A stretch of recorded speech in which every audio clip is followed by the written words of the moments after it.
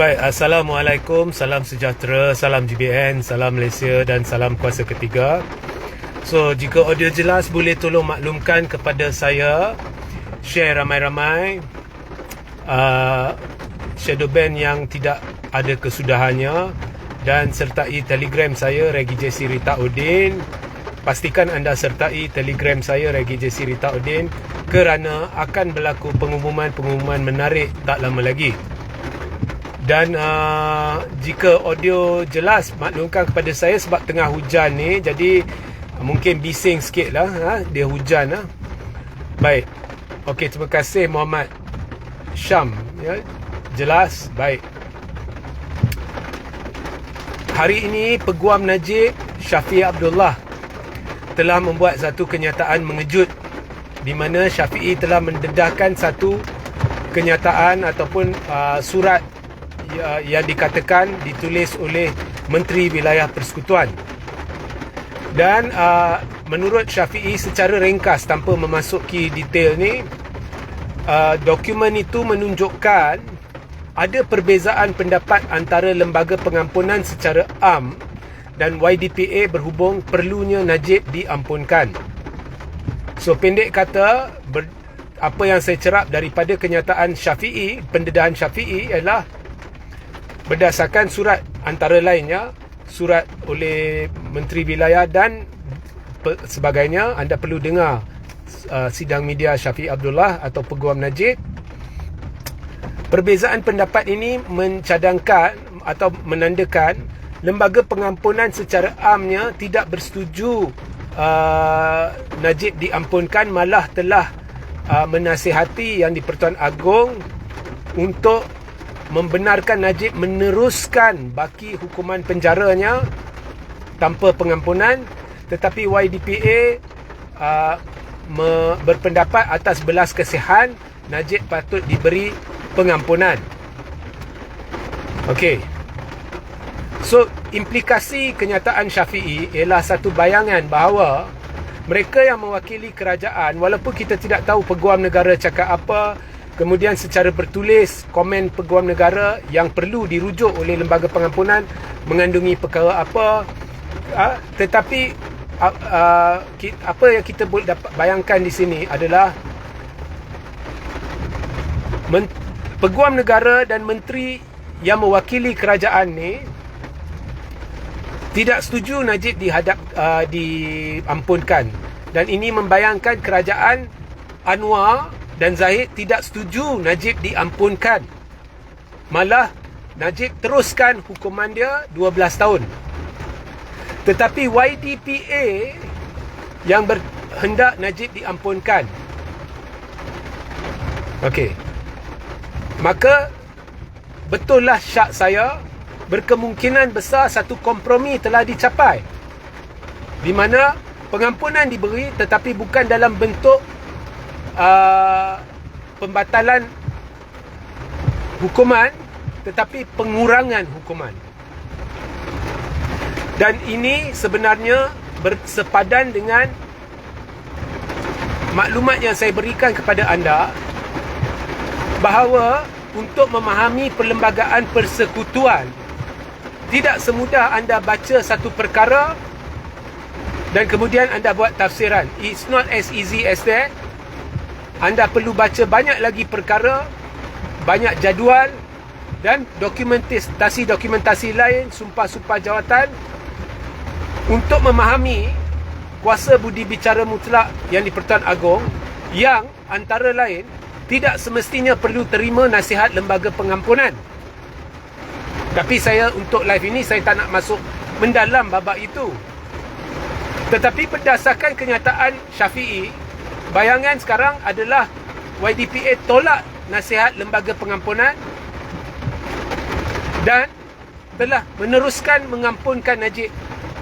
Tetapi mungkin dalam bentuk kompromi dengan Lembaga Pengampunan, YDPA tidak membatalkan terus hukuman tetapi mengurangkan hukuman. Sebab itu saya dah beritahu semua yang menyerang kerajaan, sekalipun anda ingin menyerang, anda ingin mengkritik, ketahuilah dahulu macam mana anda nak kritik, macam mana anda nak serang. bukan serang dalam gelap. Shoot in the dark. Kalau dulu yang pro Najib berkata kerajaan tidak membantu Najib untuk pengampunan penuh.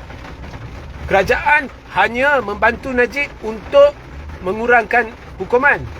Kalau ikut kenyataan Syafi'i, itu pun tak benar.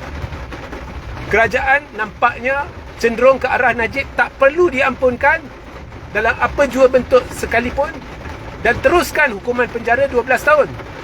Maknanya kerajaan pimpinan Anwar dan Zahid tidak mahu Najib diampunkan walau sedikit pun. Itu bayangan menerusi kenyataan Syafi'i.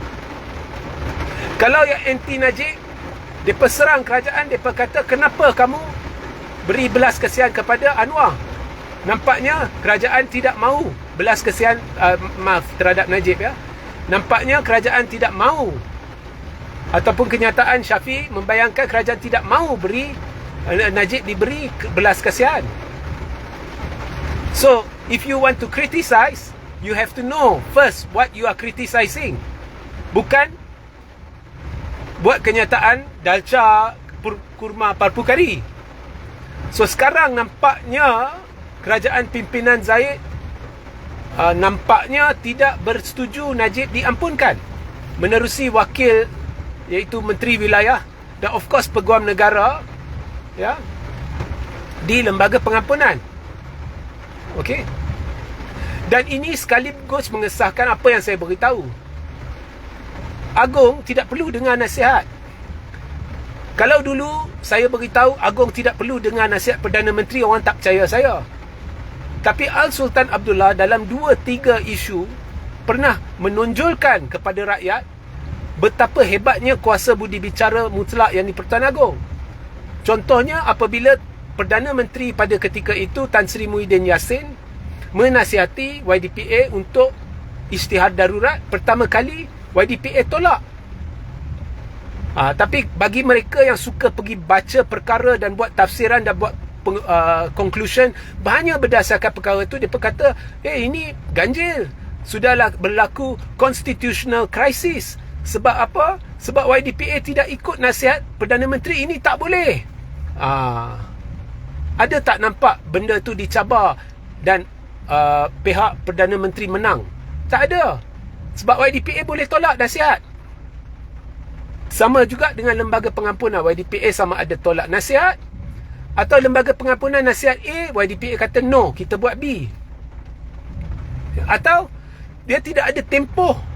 YDPA lembaga pengampunan nasihat sesuatu, YDPA boleh panjangkan sampai benda tu duduk sampai orang tu habis hukuman pun boleh.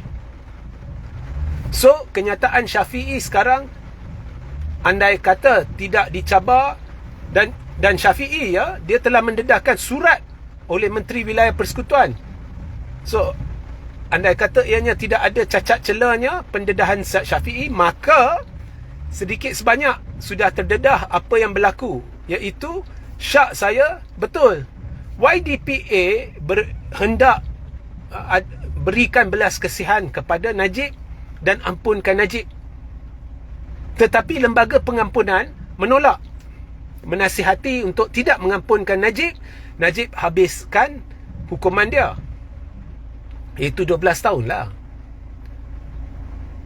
So, nampaknya satu kompromi telah tercapai.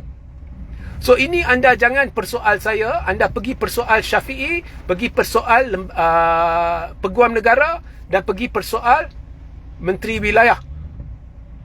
Tapi yang paling penting ini sebenarnya membantu saya untuk menjelaskan kepada anda, siasat dulu sebelum tembak.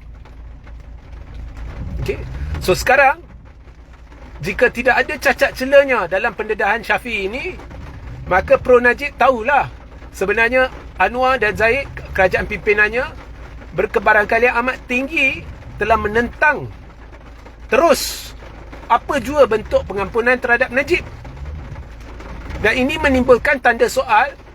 Zahid buat perhimpunan khas yang memang diboikot oleh hampir 50 ketua bahagian UMNO, dan yang hadir majoritinya ingin UMNO tarik daripada kerajaan perpaduan. Bila Zahid buat benda tu, Bila Zaid minta ketua bahagian kumpul 1 juta tanda tangan, itu semua wayang ke? Itu semua wayang kulit ke? Ini anda kena tanya Zaid, anda kena tanya Syafiq. Jangan tanya saya. Jangan tanya saya. Ini bukan pendedahan saya. Ini pendedahan siapa? Syafiq Abdullah. Sekarang ni wayang kulit Zaid Hamidi ni, pergi tanya Zaid Hamidi. Wayang kulit alam mana yang kau guna? Style Kelantan ke? Style Kedah ke? Style mana? Kumpul tanda tangan apa semua, tapi pendedahan mencadangkan kerajaan menolak sebarang bentuk pengampunan buat Najib. Ini semua mereka kena jawab lah. Semua mereka kena jawab. Melainkan Syafiq Abdullah telah mendedahkan satu surat palsu oleh Menteri Wilayah. Itu kena tanya Syafiq lah. Ya. Inilah perangai kartun dalam politik negara kita. That's why saya nasihatkan anda, jangan terlalu cepat mengkritik, menghukum, membuat kenyataan yang salah. YDPA dia boleh buat keputusan berbeza dengan apa yang lembaga pengampunan nasihatkan. Dan ianya berperlembagaan. Memahami perlembagaan persekutuan bukan semudah yang anda sangkakan. Sehingga kita berjumpa di lain masa. Assalamualaikum. Salam sejahtera, salam GBN, salam Malaysia dan salam kuasa ketiga.